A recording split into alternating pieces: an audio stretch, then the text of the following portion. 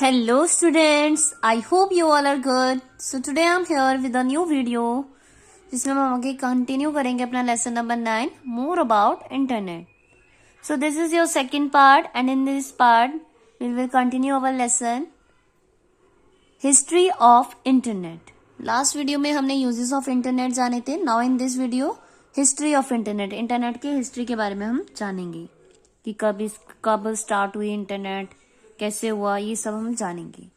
The internet started in the 1960s as a way for government researchers to share information. Internet जो start हुआ था वो था 1960s में, जब गवर्नमेंट रिसर्चर्स ने ये इंफॉर्मेशन शेयर करी थी हमारे साथ. This eventually led to the formation of ARPANET, जिससे एक फॉर्मेशन हुआ किस चीज का, अर्पानेट. स्टार्टिंग में उसे क्या बोला जाता था, अर्पानेट. अर्पानेट की फुल फॉर्म है advanced research project agency network. The network that ultimately evolved into what we know as the internet. ये वो नेटवर्क है जिसे हम जानते हैं आज किस नाम से, इंटरनेट के नाम से. पहले इसका नाम होता था अर्पानेट. ओके, तो हमें पता चला पहले इंटरनेट का नाम क्या था, ARPANET. They created an early form of the internet called ARPANET, जो स्टार्टिंग में पहले बनाया गया था नेट, जिसे हम ARPANET कहते थे. कौन से ईयर में, 1969. In 1971, electronic mail और email was invented as a way to send a message from one computer to another. 1971 में इलेक्ट्रॉनिक मेल, जिसे हम ईमेल कहते हैं, ये इन्वेंट हुआ, जिसका हेल्प से हम अपना मैसेज दूसरे पर्सन तक, दूसरे कंप्यूटर तक पहुंचा पाते थे. By the mid-1970s, many groups of computers were connected in networks. 1970s के बीच की बात है, तब कई सारे कंप्यूटर्स को कनेक्ट किया गया नेटवर्क्स के साथ. Machine called routers were invented to connect the networks. एक मशीन करी गई जिसका नाम था राउटर, जो इन्वेंट करी गई ताकि कनेक्ट किए जाए उससे network. Now your next topic is internet terminology. Internet terminology क्या होती है? Let us understand some of the common terms associated with the internet. अब हम कुछ कॉमन टर्म्स के बारे में जानेंगे जो इंटरनेट के साथ हमारे नोन में, हमारे जानने में आती है. www, जिसे हम बोलते हैं वर्ल्ड वाइड वेब.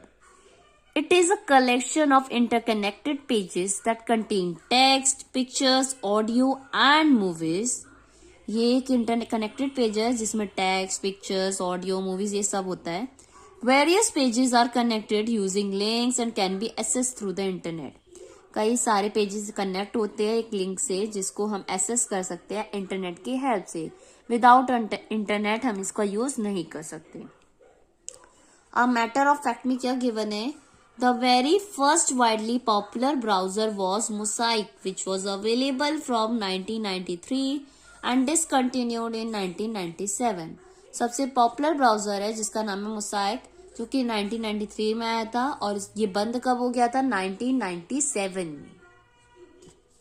तो ये था www के बारे में. अब है web pages. Web pages are the pages that make up the world wide web.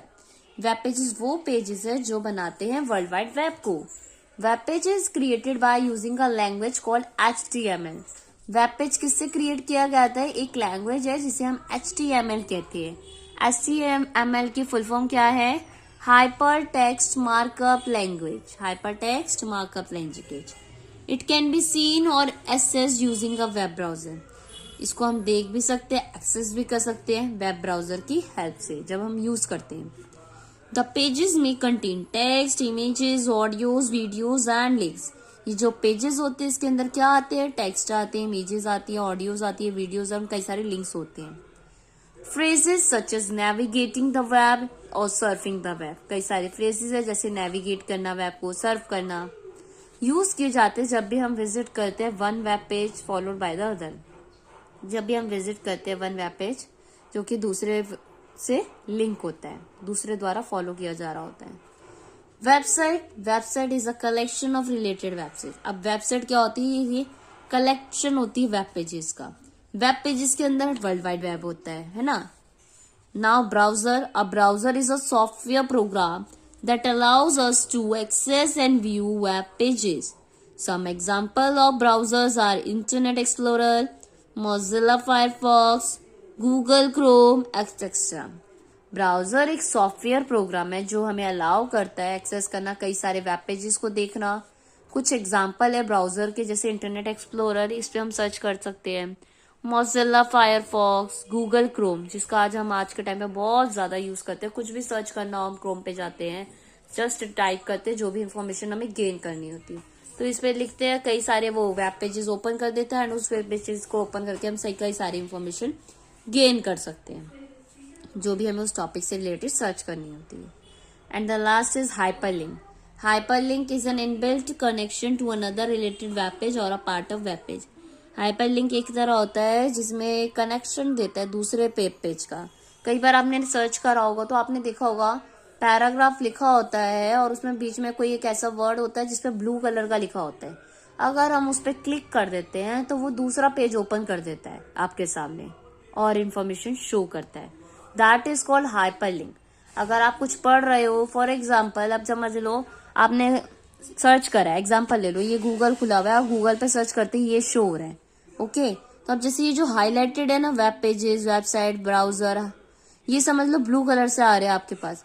अब आप जब इस ब्राउजर पे क्लिक करोगे ना तो एक और पेज नया ओपन होके आ जाएगा जिसमें इसके बारे में इंफॉर्मेशन दी होगी।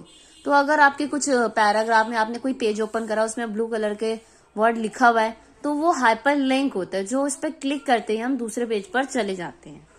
क्या होता है वो? Hyper link. तो ये हम क्रिएट कर सकते हैं अपने, जब भी हम कुछ बना रहे हो, फाइल वगैरह या कोई भी इंफॉर्मेशन पेज पे हम लिख रहे हैं और हम चाहते हैं कि यहाँ पे जो पर्टिकुलर वर्ड यहाँ पे यूज हो रहा है इसका क्या मतलब है, इस पे क्लिक करते ही अगर वो वाला पेज खुल जाए तो हमें वो मीनिंग क्लियर हो जाएगा। तो वो जो वर्ड पे क्लिक करते हैं ना, ब्लू कलर का जो होता है पैराग्राफ के बीच में, उसे हम हाइपर लिंक बोलते हैं। क्या बोलते हैं? Hyper link.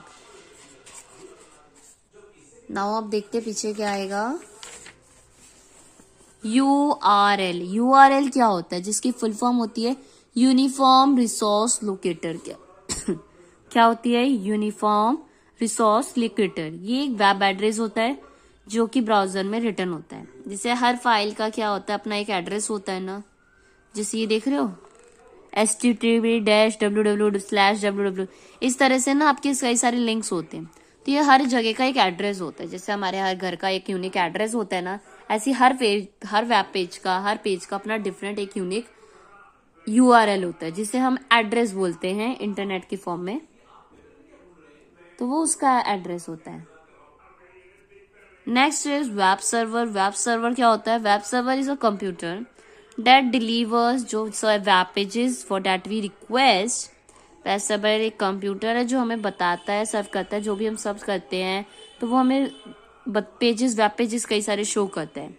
When you enter the address of a web page in the browser, it sends a request to the server and it organizes the connection between the address and our computer। जब हम उस पर click करते हैं तो वो web page browser के पास request भेजता है कि पेज ओपन करना है इस एड्रेस का, तो वो उस पेज को ओपन करता है जिस पे हम क्लिक करते हैं, जिस लिंक पे। तो ये एक करेक्ट तरीका है। आप तो उसे क्या कहते हैं? Web serving. जब हम कुछ सर्च करते हैं तो उसे क्या कहते हैं? Web serving. ये था आपका सेकेंड पार्ट जिसमें हमने कई सारी टर्म्स जानी है। नेक्स्ट वीडियो में मैं आपके साथ आगे का कंटिन्यू करूंगी। आज के लिए इतना ही। आगे का हम नेक्स्ट वीडियो में जानेंगे कि उसमें हम ये पूरा लेसन कंट कर देंगे और भी कुछ टर्म्स है उसके बारे में जानेंगे। आई होप जितना आज मैंने आपके साथ शेयर करा उतना आपको समझ आया होगा। अगर वीडियो अच्छी लगी हो, हेल्पफुल लगी हो, तो वीडियो को लाइक शेयर जरूर कर दीजिएगा। एंड उससे पहले आप क्या करोगे, मेरे चैनल को सब्सक्राइब कर दोगे ताकि और भी ऐसी वीडियोस मैं आपके साथ शेयर करती रहूँ।